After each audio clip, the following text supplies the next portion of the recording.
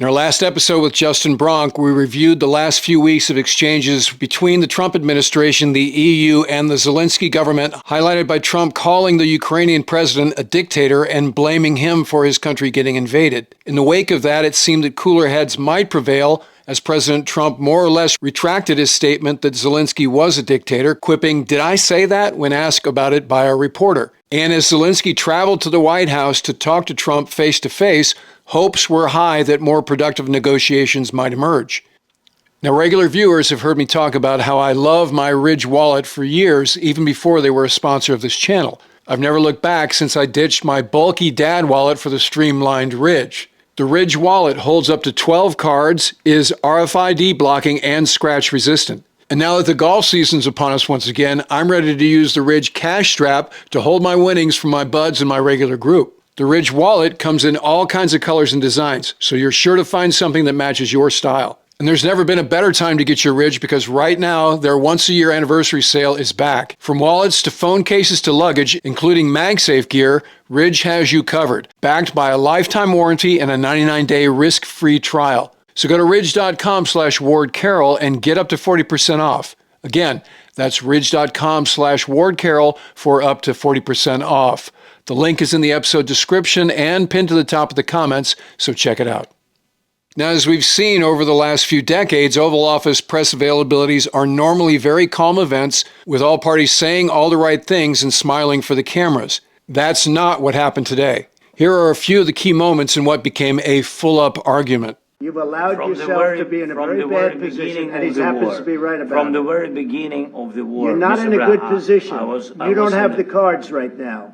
With us, you start having cards. But right now, you don't. Yeah, you're playing cards. You're playing cards. You're gambling with the lives of millions of people. You're gambling with World War III. You're gambling with World War III. And what you're doing is very disrespectful to the country, this country. It's back to you. Far more than a lot of people said they should have. Have you said thank you once? A lot of times. No, in this entire meeting, you said thank you. Even today. You went to Pennsylvania and campaigned for the opposition in October. Offer some words of appreciation for the United States of America and the president who's trying to save your country. Do you disagree that you've had problems bringing people into your military? And do you think that it's respectful to come to the Oval Office of the United States of America and attack the administration that is trying to prevent the destruction of your country? A lot of questions. Let's start from the beginning. Sure. First of all, during the war, everybody has problems. Even you, but you have nice ocean and don't feel now, but you will feel it in the future. God bless. You don't know that. God bless. God bless. You will not have war. Don't tell us what we're going to feel.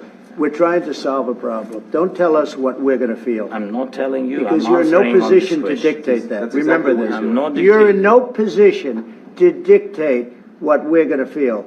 We're going to feel very good. You will feel influence. We're going to feel very good and very strong. You will feel influence. You're right now not in a very good position. Talking about the kind of diplomacy that's going to end the destruction of your country. Yes, but if you are not Mr. President, with respect, I think it's disrespectful for you to come into the Oval Office and try to litigate this in front of the American media. Right now, you guys are going around and forcing conscripts to the front lines because you have manpower problems. You should be thanking the president for trying to bring an end to this conflict. Have you ever been to Ukraine that you say what problems we have? I have been to. Come once. I've actually watched and seen the stories, and I know what happens is you bring them on a propaganda tour, Mr. President. Tough deal to make, because the attitudes have to change. What if Russia breaks ceasefire? What if Russia breaks peace talks? What do we do then? I understand that it's a heated conversation right now. What are you saying? She's asking, what if Russia breaks the ceasefire? What if anything? What if a bomb drops on your head right now? Okay? What if they broke it? I don't know. They broke it with Biden because Biden, they didn't respect him. They didn't respect Obama. They respect me.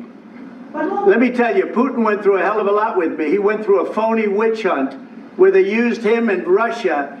Russia. You ever hear of that deal? That was a phony Hunter Biden, Joe Biden scam. Hillary Clinton, Shifty Adam Schiff. It was a Democrat scam. And he had to go through that. And he did go through it. We didn't end up in a war. And then during the Q&A portion, Brian Glenn, who hosts a far-right cable show and is the boyfriend of Georgia Republican Congresswoman Marjorie Taylor Greene, asked President Zelensky the following. Why don't you wear a suit? Why don't you wear a suit? You're at the highest level in this country's office and you refuse to wear a suit. Just want to see if do you own a suit? Yeah, problems. A lot of Americans have problems with you not Really? respecting I don't the have dignity such. of this office. I will wear a costume after this war will finish. Okay. Yes, maybe.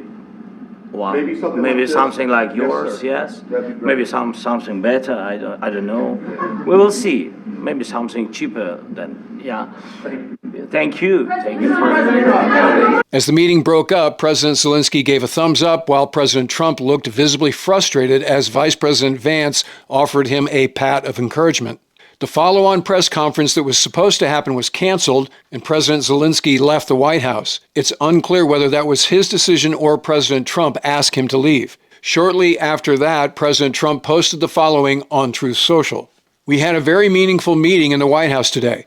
Much was learned that could never be understood without conversation under such fire and pressure. It's amazing what comes out through emotion, and I have determined that President Zelensky is not ready for peace if America is involved because he feels our involvement gives him a big advantage in negotiations.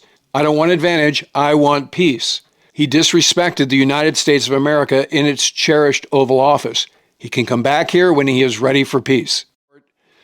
Okay, that's a quick report. Obviously, this is a volatile situation, and we'll continue to bring you updates as we get them. So if you're not already a subscriber, become one so you don't miss anything.